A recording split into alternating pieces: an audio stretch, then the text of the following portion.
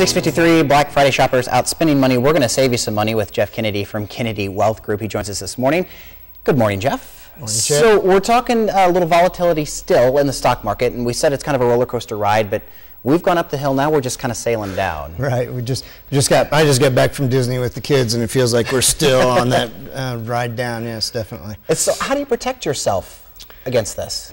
Well, you know, the thing is with these markets these days and big money moving the markets the way it does, you can't necessarily just buy and hold and expect it to work out for you. You know, if you're just taking the brokerage approach, which is what most people do, they work with a broker and they don't realize there's a difference between a broker and a planner or an advisor. Okay. Then you just buy and hold and you just get what the market's going to give you. You're not taking targets of opportunity, so to speak. Sure. So, I'm sorry to interrupt, but what's the difference then between a broker and an advisor? Well, there's actually quite a difference. Most people blur the line between them. They work with a financial professional, and the terms just kind of are interchangeable. But it's interesting that there's actually a legal difference between them, and one is required.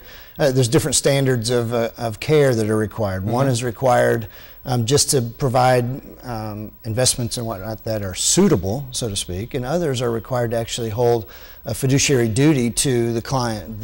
As I mentioned, the lines were so blurred that in 2005 even, the SEC issued a new regulation that required brokers to put this statement on. I wanted to make sure I quoted it right, but sure. They had to make this disclaimer. It says, your account is a brokerage account and not an advisory account.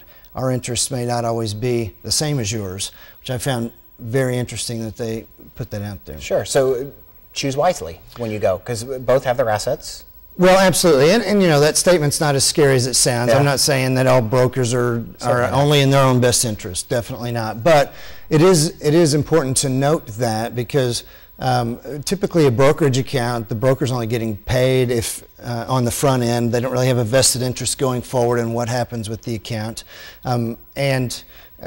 whereas a fee-based advisor is getting paid a fee, whether whatever's going on, based on really a part of the assets. So it's in their best interest to protect and grow and whatever. So going forward, even getting out of the market at the right times can make sense for an advisor, and they're more likely to take those types of actions. So what works best for the client should work best for them. It is. And really, there's only a small fraction, about 5% I understand nationally, that have the fiduciary duty or the advisory license in addition to the brokerage license. All right. So. Very interesting. I love when I learn new things, and I do that all the time here. Be sure and ask your question. All right, we're going to learn now about your forecast. Here's Tegan.